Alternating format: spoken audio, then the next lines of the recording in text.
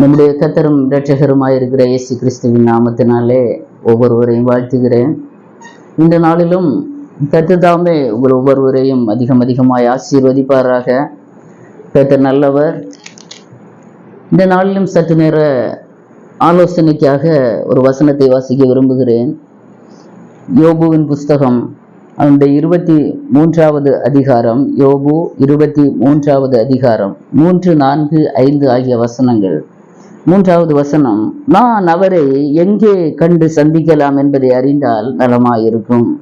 அப்பொழுது நான் அவர் ஆசனத்துக்கு முன்பாக வந்து சேர்ந்து என் நியாயத்தை அவருக்கு முன்பாக வரிசையாய் வைத்து காரியத்தை ரூபிக்கும் வார்த்தைகளால் என் வாயை நிரப்புவேன்.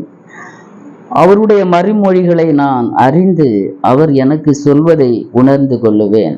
3வது வசனம், நான் அவரை எங்கே கண்டு சந்திக்கலாம் என்பதை அறிந்தால் நலமாயிருக்கும். ஆமென், ஹல்லேலூயா. நான் அவரை எங்கே கண்டு சந்திக்கலாம் என்பதை அறிந்தால் நலமாயிருக்கும். இது நம்முடைய வாழ்க்கையிலும் கூட அநேக நேரங்களில் நம்ம மனதிலே நினைக்கிற ஒரு நினைவு என்னன்னா, சில நேரங்களில் கர்த்தர் நமக்கு செவி கொடாதது போல இருக்கும், பதில் கிடைக்காதது மாதிரி ஒரு சூழ்நிலை வரும்போது நம்ம நினைக்கிற ஒரு காரியம் என்னன்னா, நான் அவரை எங்கே கண்டு சந்திக்கலாம். ஹல்லேலூயா. இங்கே யோபுவை போல ஒரு உத்தமன், சன்மார்க்கன், தேவனுக்கு பயந்து பொல்லாப்புக்கு விலகுகிற ஒரு மனுஷன் யோபு. இப்போ யோபு இப்படி சொல்ல காரணம் என்ன? ஹல்லேலூயா. அப்போ யோபுவை குறித்து கர்த்தரே சாட்சி கொடுக்கிறார். ஒரு மனுஷன் அல்ல, கர்த்தர் சாட்சி கொடுக்கிறார். கர்த்தர் சாட்சி கொடுக்கிற ஒரு சில நபர்கள் உண்டு வேத புஸ்தகத்திலே. அதுல முக்கியமா யோபுவை குறித்து கர்த்தர் சாட்சி கொடுக்கிறார். அவரை போல உத்தமன் இல்லை, சன்மார்க்கன் இல்லை, பொல்லாப்பு செய்யாதவர், தீங்கு செய்யாதவர், ஒரு நல்ல மனுஷன், ஒரு பரிசுத்தவான் என்று கர்த்தர் சாட்சி கொடுக்கிறார். அந்த யோபுடைய வாழ்க்கையிலே நான் அவரை எங்கே கண்டு சந்திக்கலாம், அப்படி சந்திச்சா நலமா இருக்குமே என்று அவர் சொல்ல காரணம் என்ன? யோபுடைய வாழ்க்கையிலே வந்ததான வேதனைகள் எல்லாருக்குமே தெரிந்த விஷயம். அந்த பேக்ரவுண்ட் எல்லாருக்குமே தெரியும். அந்த நேரத்துல யோபுடைய 3 நண்பர்கள் வர்றாங்க. தேமானியனாகிய எலிபாஸ், சூகியனாகிய பில்தாத், நாகமத்தியனாகிய சோப்பார் ஆகிய 3 பேர் வராங்க. 3 பேர் இந்த செய்தியை அறிந்து 3 இடங்களிலிருந்து வராங்க. வந்து யோபுவை பார்க்கும்போது நிலைமை அவ்வளவு மோசமா இருக்கிறது. அவரை பார்த்தாலே பார்க்க முடியாத ஒரு ரூபம், அவ்வளவு வேதனை மகா கொடியதா இருந்ததுனால ஒரு வார்த்தை கூட பேசாம அவர் கூட உட்கார்ந்துருந்து 7 நாள் அளவும் எதுவுமே பேசாம உட்கார்ந்து இருக்கிறாங்க. அப்படி பைபிள்ல நான் பார்க்க முடியும், வசனம் சொல்லுகிறது. இப்படி அவரோடு கூட அந்த வேதனையில பங்கெடுத்ததான அந்த சிநேகிதர்கள், அந்த நண்பர்கள், அதற்கு அப்புறமாக யோபுவிடத்துல ஒரு சில காரியங்களை அவர்கள் பேசுகிறதே நாம் அடுத்தடுத்த அதிகாரங்களிலே பார்க்க முடியும். அந்த வார்த்தைகள் எல்லாம் யோபுவை புண்படுத்துகிறது மாதிரி இருக்கிறது. டைரக்டா இல்லைனாலும் இன்டைரக்டான ஒரு வார்த்தைகள், வேதனைப்படுத்துகிற வார்த்தைகள். அப்போ யோபு இதெல்லாம் கேட்டு சகித்து இருக்கிறார். ஏன்னா வாழ்க்கையில துன்பங்கள், கஷ்டங்கள், நெருக்கப்படுகிற பிள்ளைகளுடைய வாழ்க்கையில கர்த்தர் சில காரியங்களை அனுமதிக்கும் போது அதை பார்த்து மற்றவர்கள் என்ன சொன்னாலும் அதை கேட்டுக்கொண்டுதான் இருக்க முடியும். பதில் சொல்வது ரொம்ப கஷ்டமான ஒரு சூழ்நிலை. அந்த பாதையில கடந்து வந்த தேவ பிள்ளைகளுக்கு நன்றாக தெரியும். ஹல்லேலூயா. ஆனா ஏன் இவங்க கூட இருந்தாங்களே, ஆறுதல் சொன்னாங்களா? உண்மையாய் ஆறுதல் சொன்னாங்களான்னா இல்லை. ஹல்லேலூயா. இந்த வசனத்திலே நான் வாசிக்கும் போது யோபுவின் புஸ்தகம் 21வது அதிகாரம் 34வது வசனத்திலே, நீங்கள் வீணான ஆறுதலை எனக்கு சொல்லுகிறது என்ன? உங்கள் மறுமொழிகளில் உண்மை கேடு இருக்கிறது. ஹல்லேலூயா. யோபு சொல்கிறார், நீங்க வீணான ஆறுதல் எனக்கு சொல்றீங்க. இப்போ இந்த 3 நண்பர்களும் வந்து அவரோடு கூட துக்கத்துல இருந்தாலும் வீணான ஆறுதல் சொன்னா ஒரு பொய்யான ஆறுதல் சொல்லுகிறது மாதிரி. சில நேரங்கள்ல சிலர் ஆறுதல் சொல்வதற்காக கடந்து வருவாங்க, ஆறுதலோடு கூட இன்டைரக்டா சில வார்த்தைகளை பேசுவாங்க. கவனிச்சிருக்கீங்களா? ஹல்லேலூயா. அநேக தேவ பிள்ளைகளுடைய வாழ்க்கையில இப்படிப்பட்டதான சம்பவங்கள் நடந்திருக்கலாம். என்னுடைய வாழ்க்கையிலே நடந்தது, எனக்கு நன்றாக தெரியும். ஆறுதல் சொல்லுகிறது மாதிரி சொன்னாலும் அதற்குள்ளே சில வார்த்தைகள் நம்முடைய இருதயத்தை குத்துகிறது மாதிரி சில வார்த்தைகள். ஏன்னா இங்க யோபு சொன்னது மாதிரி நீங்கள் வீணான வார்த்தைகளை சொல்லுகிறது என்ன? ஹல்லேலூயா. நீங்க சொல்லுகிற வார்த்தைகள் எல்லாம் உண்மையே இல்ல. யோபு 21வது அதிகாரம் 34வது வசனத்திலே உங்கள் மறுமொழிகளில் உண்மை கேடு இருக்கிறது. உண்மை கேடு, நீங்க என்கிட்ட பேசுற பேச்சு சரியாக இல்லையே, உண்மையாக இல்லையே, நீங்க எனக்கு விரோதமாக தானே பேசுறீங்க. இவ்வளவுக்கும் யோபுடைய நண்பர்கள். அல்லேலூயா. அந்த சந்தர்ப்ப சூழ்நிலையில தான் யோபு மனம் அப்படியே மனம் அடிவாகி மனம் நொந்து போய் அவர் சொல்லுகிறதான ஒரு வார்த்தை தான் உங்கள் நடுவிலே நான் வாசித்தேன். அல்லேலூயா. யோபுவின் புஸ்தகம் 23வது அதிகாரம் அதனுடைய 3வது வசனம், நான் அவரை எங்கே கண்டு சந்திக்கலாம் என்று அறிந்தால் நலமாயிருக்கும். ஆமேன். அல்லேலூயா. அப்போ ஒரு பரிசுத்தவானாகிய யோபு, கர்த்தரால் சாட்சி பெற்ற யோபுடைய வாழ்க்கையிலே இப்படிப்பட்டதான காரியங்கள் வந்திருக்கிறது. அப்போ நாம் இன்றைக்கு நினைப்போம், ஏன் என் வாழ்க்கையில இப்படிப்பட்டதான காரியங்கள், ஏன் வாழ்க்கையில இப்படிப்பட்டதான காரியங்கள் வருகிறது? ஒன்றை நாம் புரிந்து கொள்ள வேண்டும், ஒன்றை நான் பதிவு செய்து கொள்ள விரும்புகிறேன். நன்றாக ஆராதிக்கிற பிள்ளைகள், கர்த்தரை நேசிக்கிறதான பிள்ளைகள், கர்த்தருக்காக ஊழியம் செய்கிற பிள்ளைகள், கர்த்தருடைய ஆலயத்தின் மேல் வாஞ்சியா இருக்கிற பிள்ளைகள், தாகமா இருக்கிற பிள்ளைகள், அவரை மிகவும் நேசித்து அவரோடு நெருங்கி பழகுகிற பிள்ளைகளுடைய வாழ்க்கையில தான் சத்ரு கேட்பான், உன் தேவன் எங்கே? அல்லேலூயா. உண்மை கேடுகளை பேசுவான். ஆறுதல் சொல்லுகிறது மாதிரி ஆறுதலற்ற வார்த்தைகளை பேசுவார்கள். ஆறுதல் மாதிரி இருக்கும், ஆனா ஆறுதல் இருக்காது. அல்லேலூயா. அல்லேலூயா. தமிழ்ல இலக்கணத்திலே ஒரு வார்த்தை உண்டு, புகழ்வது போல பழிப்பதும் பழிப்பது போல புகழ்வதும். வஞ்ச புகழ்ச்சி அணின்னு ஒண்ணு நான் படிச்சிருக்கேன் இலக்கணத்துல, கிராமர்ல, தமிழ்ல. புகழ்வது போல பழிப்பதும் பழிப்பது போல புகழ்வதும். அப்படி ஒரு வஞ்சகம், இருதயத்துக்குள்ளே ஒரு வஞ்சகத்தை வைத்துக்கொண்டு மேலோட்டமாக ஆறுதல் கூறுவது மாதிரி இருந்தாலும் சில வார்த்தைகள் நம்ம என்ன செய்யுமா, வேதனைப்படுத்தும். அப்பேற்பட்ட ஒரு சூழ்நிலையில தான் இங்கே யோபு உட்கார்ந்திருக்கிறார். உட்கார்ந்திருந்து கொண்டு அவர் கர்த்தரை நோக்கி சொல்கிறார், நான் அவரை எங்கே கண்டு சந்திக்கலாம்? அவர் இயேசுவை சந்திக்கவில்லையா? கர்த்தர் அவரோடு கூட இல்லையா? கர்த்தருக்கு தெரியாதா? எல்லாமே தெரியும். ஆனாலும் அவருடைய வேதனையின் மிகுதியினால் அவர் சொல்லுகிற ஒரு வார்த்தை, நான் அவரை எங்கே கண்டு சந்திக்கலாம் என்று அறிந்தால் நலமாயிருக்கு. அன்பான தெய்வ பிள்ளைகளே, இன்றைக்கு ஏதோ ஒரு சூழ்நிலையில, ஏதோ ஒரு வாழ்க்கையில ஒரு வேதனை, ஒரு பாடு, ஒரு கஷ்டம், ஒரு நெருக்கத்தின் மத்தியில சொல்லி கொண்டு இருக்கிறீங்களா, நான் அவரை எங்கே கண்டு சந்திக்கலாம்? ஏன்னா யோபுவுக்கு மாத்திரமல்ல, வசனத்திலே ஒரு சில நபர்களை உங்களுக்கு நான் சுட்டி காட்ட விரும்புகிறேன். மீகா தீர்க்கதரிசன புஸ்தகம் அதனுடைய 7வது அதிகாரம் அதனுடைய 10வது வசனத்திலே நான் வாசிக்கும் போது, மீகா 7வது அதிகாரம் 10வது வசனத்திலே, உன் தேவனாகிய கர்த்தர் எங்கே என்று என்னோடு சொல்கிற என் சத்துருக்களை நான் பார்க்கும்போது, இங்கே மீகா தீர்க்கதரிசி சொல்லும் போது உன் தேவனாகிய கர்த்தர் எங்கே என்று சத்துருக்கள் சொல்லுகிறாங்க. அப்போ அதனுடைய 7வது வசனத்திலே வாசிக்கும் போது, நானோ வென்றால் கர்த்தரை நோக்கி கொண்டு என் ரட்சிப்பின் தேவனுக்கு காத்திருப்பேன். அல்லேலூயா. இங்கே ஒரு சாதாரண மனுஷன் அல்ல, ஒரு தீர்க்கதரிசி. அவர் எழுதும் போது எழுதுகிறார், நானோ வென்றால் கர்த்தரை நோக்கி கொண்டு என் ரட்சிப்பின் தேவனுக்கு காத்திருப்பேன். கர்த்தருக்கு காத்திருக்கிற ஒரு தேவ பிள்ளையுடைய வாழ்க்கையிலே சத்ரு கேட்கிறான், உன் தேவன் எங்கே? அல்லேலூயா.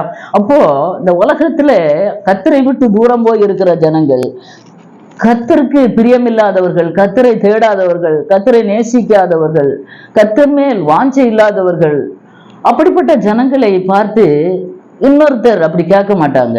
ஏன்னா கேட்கறதற்குள்ள சந்தர்ப்பங்கள் இருக்காது. அவங்க நல்லா தான் இருப்பாங்க, எல்லா காரியங்களையும் இந்த உலக பிரகாரமாக எல்லாவற்றிலும் வாழ்ந்து சுகித்திருப்பாங்க. ஆனா உண்மையாய் கர்த்தரை தேடுகிற ஒரு தேவ பிள்ளையுடைய வாழ்க்கையிலே, உண்மையாய் கர்த்தரை ஆராதிக்கிற ஒரு தேவ பிள்ளையுடைய வாழ்க்கையிலே சில சூழ்நிலைகள் வாழ்க்கையில வரும்போது, சத்ருவானவனாக இருக்கலாம், நண்பர்களாக இருக்கலாம், உற்றாராக இருக்கலாம், உறவினர்களாக இருக்கலாம், யாராக இருந்தாலும் உன் தேவன் எங்கே? அல்லேலூயா. அந்த சூழ்நிலைய பார்த்திருப்பாங்க. எப்போ ஒரு கஷ்டம் வரும், எப்போ ஒரு நெருக்கம் வரும். அப்போ இப்படி கேட்கும்போது ஒரு தேவ பிள்ளை நன்றாக தெரிந்து கொள்ள வேண்டும், இது கர்த்தர் நம்மோடு கூட இல்லை என்பதற்காக அல்ல, கர்த்தர் நம்மோடு கூட இருக்கிறார் என்பது அவர்களுக்கு தெரிந்தும் நம்மை வேதனைப்படுத்தும்படியாக சில நேரங்களில் இப்படிப்பட்டதான வார்த்தைகளை அவர்கள் சொல்லுவார்கள். ஹல்லேலூயா. அந்த நேரங்களில் நம்ம கலங்கக்கூடாது, பயப்படக்கூடாது. ஹல்லேலூயா.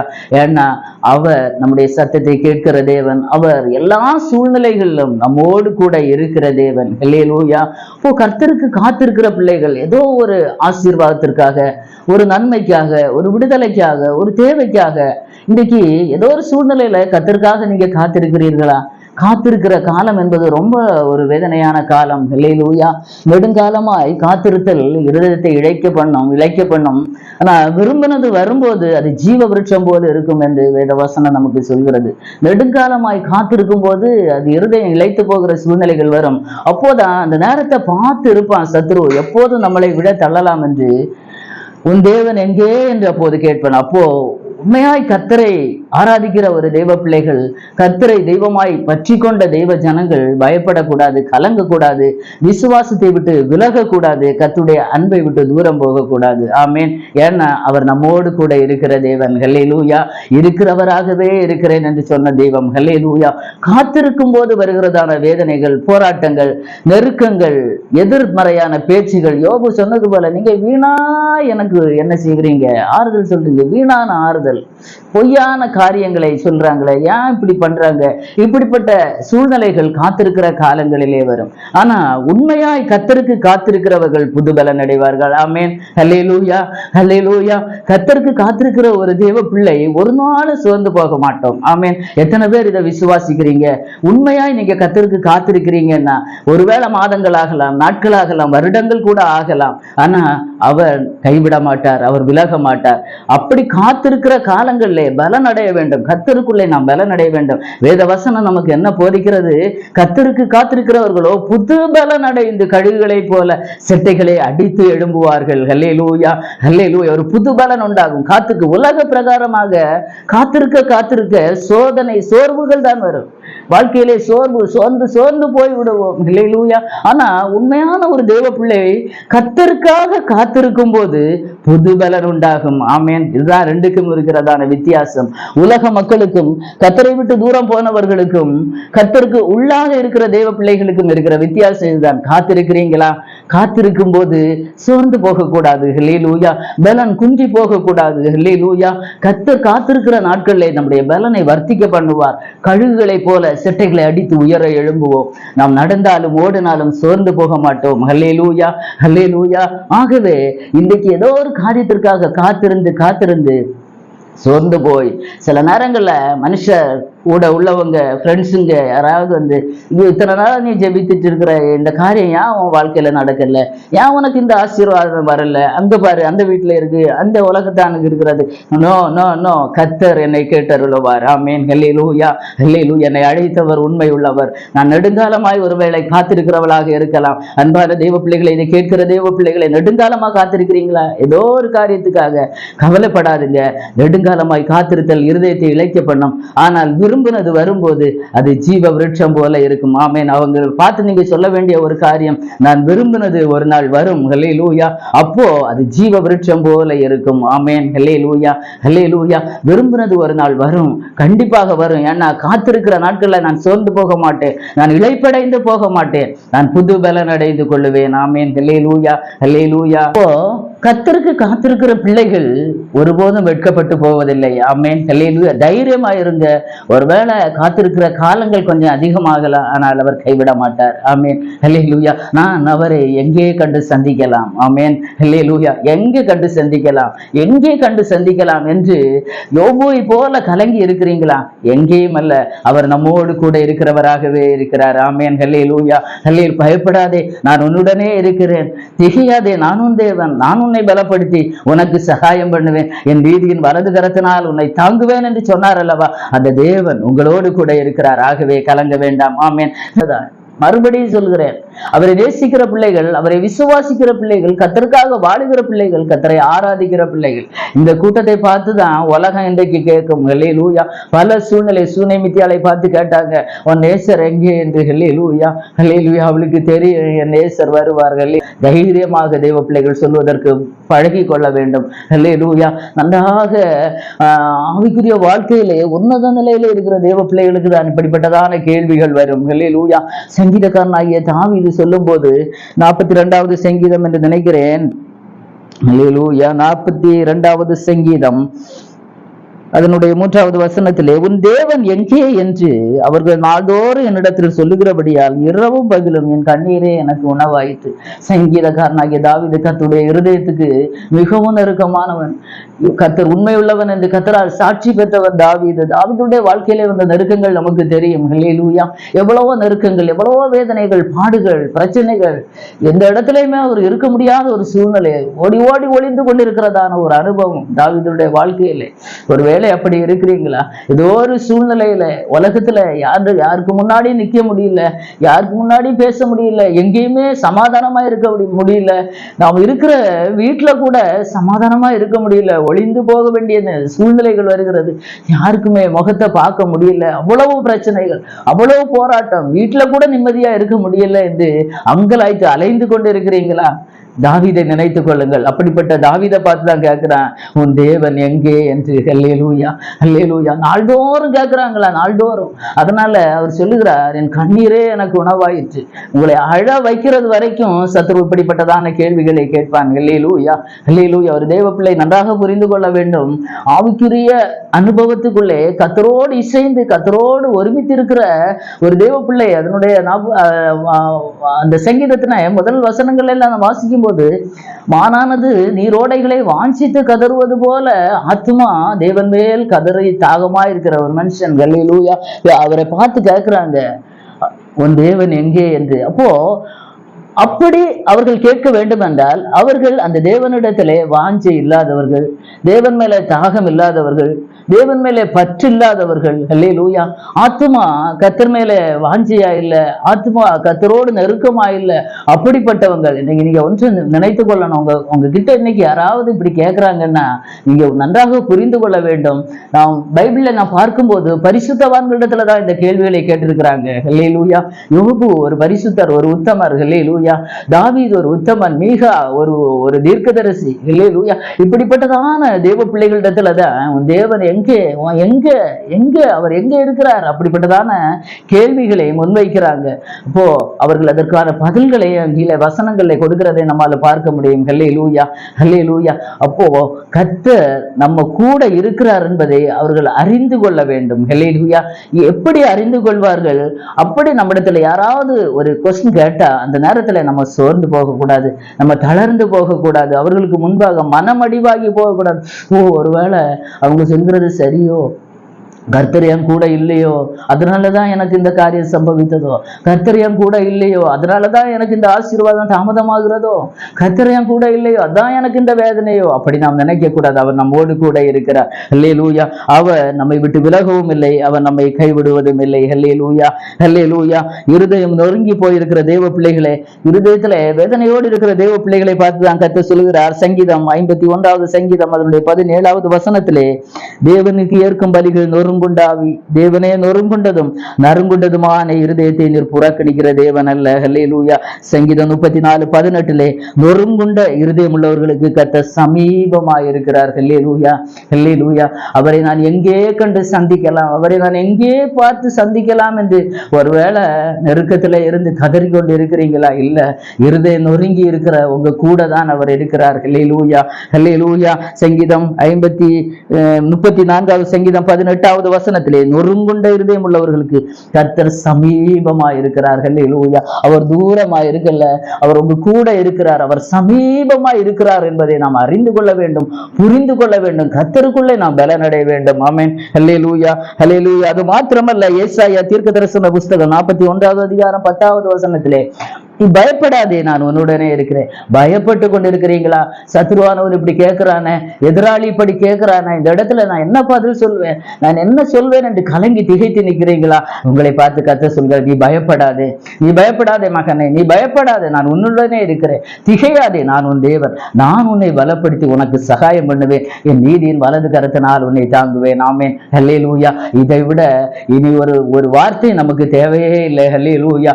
ஆகவே இன்னும் நாம் வாசிக்கும் போது ஏசாயா 43வது அதிகாரம் 5வது வசனத்திலையும் வாசிக்கும் போது, பயப்படாதே, நான் உன்னோடு இருக்கிறேன். ஹல்லேலூயா, ஹல்லேலூயா. பயப்படாத, நான் உன்னோடு கூட தான் இருக்கிறேன். எங்கேயும் தேடி போக வேண்டிய அவசியம் இல்லை. ஹல்லேலூயா. யோபு சொல்கிறார், நான் அவரை எங்கே கண்டு சந்திக்கலாம். ஹல்லேலூயா. நான் அவரை எங்கே கண்டு சந்திக்கலாம் என்பதை அறிந்தால் நலமா இருக்கும். எதற்கு? எல்லாவற்றையும் நாம் அவரிடத்துல சொல்லுவேன். என்னுடைய காரியங்களை எல்லாம் வரிசையா ஒன்று கூட விடாம எல்லாவற்றையும் நான் அவரிடத்துல ரூபகாரம் பண்ணுவேன். ரூபகாரம் என்ற என்னுடைய நியாயத்தை எல்லாம் அவரிடத்துல வெளிப்படுத்துவேன். எதற்காக வெளிப்படுத்துவேன்? அவர் மறுமொழி என்ன சொல்வாரோ அதை கேட்டு அதன்படி செய்ய நான் ஆயத்தமாயிருக்கிறேன் என்று யோபு பக்தன் சொல்கிறார். அவருக்குண்டான நெருக்கத்துல கூட அவர் சொல்லுகிறதான அந்த வார்த்தை மிகவும் என்னை ரொம்ப டச் பண்ணதான ஒரு வார்த்தை. அவருடைய மறுமொழிகளை நான் அறிந்து அவர் எனக்கு சொல்வதை உணர்ந்து கொள்ளுவேன். ஆமென். ஹல்லேலூயா, ஹல்லேலூயா. அன்பான தேவ பிள்ளைகளை, நெருக்கத்துல கஷ்டத்திலையும் வாழ்க்கையில விரக்தியிலையும் ஏதோ பலவீனமா இருக்கலாம், ஏதோ இழப்புகளினால் வந்த வேதனைகளா இருக்கலாம். சத்ருவானவன் நம்மை கூட, சத்ரு என்று சொல்லும் போது இந்த இடத்துல சத்ரு அல்ல, சாத்தான் அல்ல, மனுஷங்க தான் நமக்கு விரோதமா, மனுஷர் நமக்கு விரோதமா எழும்பும் போது கர்த்தர் நமது பக்கத்தில் இராவிட்டால், கர்த்தர் தாமே நமது பக்கத்தில் இராவிட்டால் உயிரோடே விழுங்கி இருப்பார்கள் என்று தாவீது சொல்லுகிறார்கள். ஹல்லேலூயா, ஹல்லேலூயா. அப்போ ஒரு தேவ மனிதனுக்கே அப்பேற்பட்ட சூழ்நிலைகள் வரும் என்றால் கர்த்தரை ஆராதிக்கிற உங்களுக்கும் எனக்கும் ஏன் வராது? கண்டிப்பாக நம்முடைய வாழ்க்கையில இப்படிப்பட்டதான கேள்விகள் வரும், எதிர்மறையான கேள்விகள் வரும். ஹல்லேலூயா. அந்த நேரத்துல நாம் யாரையும் பரிகாரத்திற்காக யாரையும் தேடி போக வேண்டிய அவசியம் கிடையாது. யாரிடத்திலுமே நம்ம அங்கலாய்ப்பை நம்ம சொல்லக்கூடாது. இங்கே யோபு அழகா சொல்கிறார், நான் அவரை எங்கே கண்டு சந்திக்கலாம் என்பதை அறிந்தால் நலமாயிருக்கும். ஆமென். ஹல்லேலூயா. ஏன் அப்படி சொல்கிறார்? நான் அவரை கண்டு சந்தித்து என்னுடைய காரியங்களை எல்லாம் அவரிடத்துல நான் சொல்லுவேன். ஹல்லேலூயா. சங்கீதக்காரனாகிய தாவீது பாவத்திலே அகப்பட்டு பாவத்திலே வீழ்ந்து அவர் அந்த 51வது சங்கீதத்திலே அவர் சொல்லும் போது அவர் அப்படி ஒன்றொன்றாக எந்த மனுஷனிடத்திலே அவர் சொல்லல, அவர் தேவனிடத்திலே அறிக்கை இடுகிறார். ஹல்லேலூயா. ஒன்றொன்றாக எல்லாவற்றையும் அவர் அறிக்கை இடுகிறார். ஆண்டவரே, இரட்சணியத்தின் சந்தோஷத்தை எனக்கு திரும்ப தாருங்கப்பா, உற்சாக ஆவி என்னை தாங்கும்படி செய்வீராக என்று ஆண்டவரிடத்திலே கதறுகிறதை நான் பார்க்க முடியும். உண்மையாய் ஒருவேளை பாவம் நம்மை சூழ்ந்து கொண்டு இருக்கிறதா, ஒருவேளை நம்மளை தெரியாமலே அறிந்தோ அறியாமல் ஏதாவது பாவங்கள் அக்கிரமங்களினால நாம் மூழ்கி போய் இருக்கிறாமோ, அப்போ சிலர் நம்மை நிந்திப்பாங்க. ஆனா எந்த மனுஷன்கிட்ட எதையுமே சொல்லாதீங்க, கர்த்தரிடத்துல போங்க. நான் அவரை பார்த்து அவரிடத்துல எதற்கு நான் அவரை கண்டு சந்திக்க வேண்டும் என்று சொல்கிறேன். என் நியாயத்தை அவருக்கு முன்பாக வரிசையாய் வைத்து காரியத்தை ரூபிக்கும் வார்த்தைகளால் என் வாயை நிரப்புவேன். ஹல்லேலூயா, ஹல்லேலூயா. நான் அவரை எங்கே கண்டு சந்திக்கலாம்? இதற்காக தான் நான் எல்லாவற்றையும் அவரிடத்துல சொல்லுவேன். ஆண்டவரிடத்துல நான் எல்லாவற்றையும் சொல்லுவேன், ஒன்று விடாமல் சொல்லுவேன், வரிசையா சொல்லுவேன். ஹல்லேலூயா. என்ன அருமையான வரிகள். ஹல்லேலூயா. உணர்ந்து வாசிங்க வசனங்களை. வரிசையா எல்லாவற்றையும் ரூபகாரம் பண்ணுவேன். எல்லாம் நான் ஆண்டவர்கிட்ட என்னுடைய எல்லா காரியங்களையும் அவரிடத்துல நான் சொல்லுவேன். சொல்லிவிட்டு அவருடைய பதிலுக்காக காத்திருப்பேன். அவர் என்ன மறுமொழி சொல்கிறாரோ அதன்படி நான் செய்வேன். ஹல்லேலூயா. அவருடைய மறுமொழிகளை நான் அறிந்து அவர் எனக்கு சொல்வதை உணர்ந்து கொள்ளுவேன். ஒருவேளை என் மேலதான் தப்பு இருந்துன்னா அவர் என்ன சொல்கிறாரோ அதை கேட்டு அதன்படி நான் அதை உணர்ந்து, ஒரு உணர்வுள்ள இருதயம் கர்த்தரிடத்துல சொல்லும் போது கர்த்தர் சில காரியங்களை உணர்த்துவார். அப்போது நமக்கு ஒரு உணர்வு உண்டாகும். நாம் ஒருவேளை தவறு செய்திருந்தால் கூட அதிலிருந்து நாம் மீண்டு வருவதற்கு அது ஏதுவாயிருக்கும். ஆகவே அன்பான தேவ பிள்ளைகளை, இன்றைக்கு கர்த்தர் உங்களை பார்த்து சொல்லுகிற ஒரு வார்த்தை என்னவென்றால், எதுவாக இருந்தாலும் அவரிடத்திலே நாம் சொல்ல பழக வேண்டும். ஹல்லேலூயா. எந்த மனுஷனிடத்துல சொன்னாலும் ஒன்று மாறி ஒரு காதுக்கு போய் அடுத்த காதுக்கு போய் அடுத்த காதுக்கு அது போகும். ஆனா கர்த்தர் யாரிடோ சொல்ல மாட்டார். ஹல்லேலூயா. அவர் நம்மோடு கூட இருந்து எப்பேற்பட்ட சூழ்நிலை ஆனாலும், எந்த வேதனை ஆனாலும், எந்த தேவை உங்களுக்கு இருந்தாலும், காத்திருக்கிற காரியங்கள்ல காத்திருக்கிற நேரங்கள்ல கிடைக்காமற் போகிற ஆசீர்வாதங்களினால சோர்ந்து போயிருக்கிறீங்களா? இல்ல தாவீதை போல உன் தேவன் எங்கே என்று சொல்றாங்களா? அல்லேலூயா. கர்த்தரை ஆராதிக்கிற பிள்ளைகளை பார்த்து அப்படிப்பட்டதான கேள்விகள் வரும். அந்த நேரங்கள்ல நம்ம நம்ம ரொம்ப கவனமா இருக்க வேண்டியது, சத்துருக்களுக்கு முன்பாக நம்ம என்ன செய்யக்கூடாது? தலை குறிந்து போக கூடாது. கர்த்தர் என்னை கேட்டருளுவார்கள். அல்லேலூயா. ஏன்னா அவர் சொல்லி இருக்கிறார், பயப்படாதே, நான் உன்னோடு இருக்கிறேன்.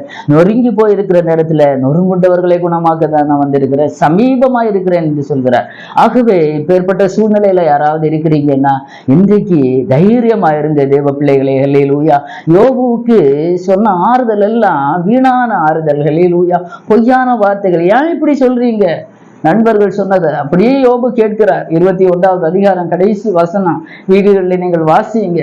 பக்தனாகிய யோபுடைய வாழ்க்கையிலே ஆறுதல் சொல்வது போல சொல்லிவிட்டு வேதனைப்படுத்துகிறாங்க. இதுதான் உலகம், இதுதான் உலக ஜனங்கள். நண்பர்களாக இருந்தாலும், உற்றாராக இருந்தாலும், உறவினராக இருந்தாலும் நம்மை வேதனைப்படுத்தி கொண்டே ஏதாவது ஒரு காரியத்திலே காயப்படுத்தி கொண்டே இருப்பாங்க. அப்போ நம்ம அவரை நான் எங்கே கண்டு சந்திக்கலாம் என்று நான் அறிந்தால் நலமா இருக்குமே என்று ஒருவேளை நினைத்து கொண்டிருக்கிறீங்களா? அவர் உங்களோடு கூட இருக்கிறார்கள். அல்லேலூயா. அவரிடத்துல எல்லாவற்றையும் மனம் திறந்து பேசுங்க. எல்லாவற்றையும் அவர் காயம் கட்டுகிற தேவன். அல்லேலூயா. பயந்து போயிருக்கிறீங்களா? பயப்படாதே, நான் உன்னுடனே இருக்கிறேன் என்று சொல்கிற தெய்வம். அல்லேலூயா. இந்த தேவன் என்றென்றைக்கும் உள்ள சதா காலங்களிலும் நம்முடைய தேவன் மரண பரியந்தம் நம்மை நடத்துவார். ஆமென். அல்லேலூயா. உங்களுக்காக நான் செபிக்க விரும்புகிறேன். அல்லேலூயா. அல்லேலூயா. அல்லேலூயா. அல்லேலூயா. அன்பின் பரலோக பிதாவே, இந்த ஆசீர்வாதமான நல்ல வேலைக்காக உம்மை துதிக்கிறேன் ராஜா, ஸ்தோத்திரிக்கிறேன். ஆண்டவரே, பக்தனாகிய யோபு தன் வாயை திறந்து நான் அவரை எங்கே கண்டு சந்திக்கலாம் என்று அறிந்தார் நலமாயிருக்குமே என்று சொல்கிறார். எதற்காக? என்னுடைய எல்லா காரியங்களையும், என்னுடைய எல்லா வேதனைகளையும் அவருக்கு முன்பாக நான் ஒன்றொன்றாக வரிசையாக நான் சொல்லுவேன். அவர் அதற்கு மறுமொழி சொல்வதை கேட்டு நான் உணர்ந்து கொள்ளுவேன் என்று சொல்கிறாரப்பா. அப்பேற்பட்ட ஒரு அனுபவம் வேதனையிலே, நெருக்கத்திலே, துக்கத்திலே, துன்பத்திலே இருக்கிற பிள்ளைகளோடு கர்த்தர் பேசுவீராக. நான் அவரை எங்கே கண்டு சந்திக்கலாம் என்று புலம்பிக் கொண்டிருக்கிறான் தேவ பிள்ளைகளை பார்த்து, ஆண்டவரே, நீர் ஆறுதலான வார்த்தைகளை நீர் அப்பா வைத்திருக்கிறீரப்பா. பயப்படாதே, நான் உன்னுடனே இருக்கிறேன் என்று சொன்னீரே ஆண்டவரே. அல்லேலூயா. நொறுங்குண்ட இருதயத்திற்கு நான் சமீபமாயிருக்கிறேன் என்று சொன்னீங்களே ஏசப்பா.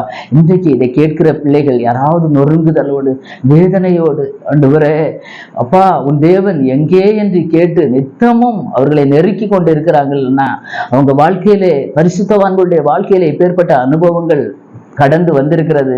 அந்த நேரங்கள் எல்லாம் கர்த்தர் அவர்களோடு கூட இருந்து நடத்தினீர் என்பதை அவர்கள் புரிந்து கொள்ளும்படியாக கர்த்தர் அவர்களுடைய இருதயத்திலே பேசுவீராக ராஜா. அப்பா, சங்கீதக்காரனாகிய தாவீது சொல்லும்போது உன் தேவன் எங்கே என்று அவர்கள் சொல்லுகிறபடியால் இரவும் பகலும் என் கண்ணீரே எனக்கு உணவாயிற்று என்று சொல்கிறார். கண்ணீர் விட்டு அவர் கதறுகிற அளவுக்கு அவருக்கு நெருக்கங்கள் வந்திருக்கிறது தகப்பனே.